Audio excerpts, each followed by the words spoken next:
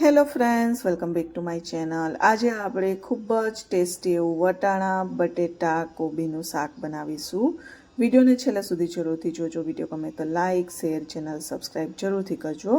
હવે અહીંયા આપણે એક કડાઈની અંદર 2 પાવડા જેટલું તેલ લીધું છે. તેલ ગરમ થાય એટલે આપણે સૌપ્રથમ રાઈ ઉમેરીશું.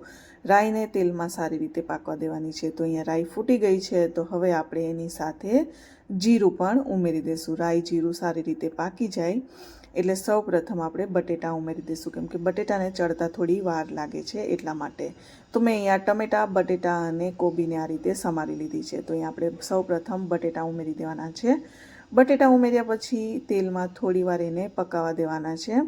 તો અહીંયા બટેટા સારી રીતે મિક્સ કરી દઈએ અને સાથે હું અહીંયા થોડી વાર પછી વટાણા પણ ઉમેરી દઈશ. તો મેં અહીંયા ગરમ પાણીમાં વટાણાને નાખી દીધા હતા, તો અહીંયા આપણે વટાણા પણ ઉમેરી દઈશું.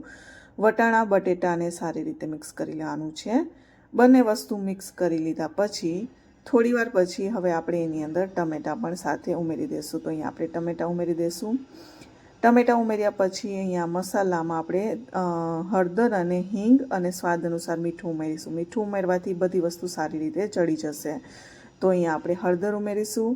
હળદર ઉમેર્યા પછી આપણે એની અંદર હિંગ પણ ઉમેરી દઈશું અને હિંગ ઉમેર્યા પછી મીઠું પણ ઉમેરી દઈશું, એટલે બટેટા છે સારી રીતે ચડી જશે. તો અહીંયા આપણે સ્વાદ અનુસાર મીઠું ઉમેરી દઈશું. બધી વસ્તુ ઉમેરી દીધી છે. સારી રીતે એને મિક્સ કરી લેવાનું છે. એકવાર આ રીતે શાક બનાવજો, ખૂબ જ ટેસ્ટી બને છે. આપણે પાણીનો અહીંયા બિલકુલ ઉપયોગ નથી કર્યો, એટલે પાણી વગર આ શાક ખૂબ જ ટેસ્ટી લાગે છે. તો એકવાર જરૂરથી ટ્રાય કરજો. વચ્ચે વચ્ચે આ રીતે એકવાર મિક્સ કરી દેશું. તો અહીંયા તમે જોઈ શકો છો ટમેટા પણ ગળી ગયા છે અને બટેટા પણ અધકચરા ચડી ગયા છે.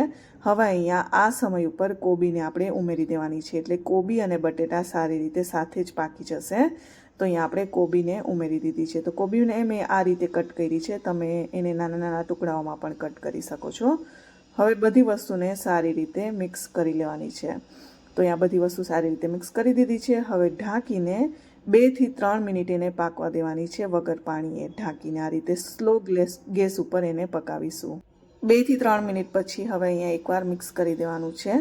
મિક્સ કરી દીધા પછી ઢાંકીને ફરી આપણે 1-2 મિનિટ જેવું પકાવીશું. તો વચ્ચે વચ્ચે આ રીતે મિક્સ કરી દેવાની છે.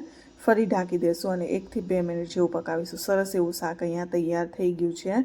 તો અહીંયા બધી વસ્તુ સારી રીતે પાકી ગઈ છે. લાસ્ટમાં મસાલામાં લાલ મરચાંનો પાવડર, તમે જેટલું તીખું ખાતા હોય એ મુજબ, અને અહીંયા ધાણા જીરું પાવડર, બસ આટલી વસ્તુનો જ આપણે ઉપયોગ કર્યો છે. બંને વસ્તુ ઉમેર્યા પછી સારી રીતે એને મિક્સ કરી દઈશું.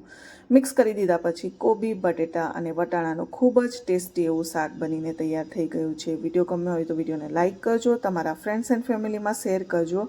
ચેનલ હજુ સુધી સબસ્ક્રાઈબ ના કરી હોય તો જલ્દીથી ચેનલ સબસ્ક્રાઈબ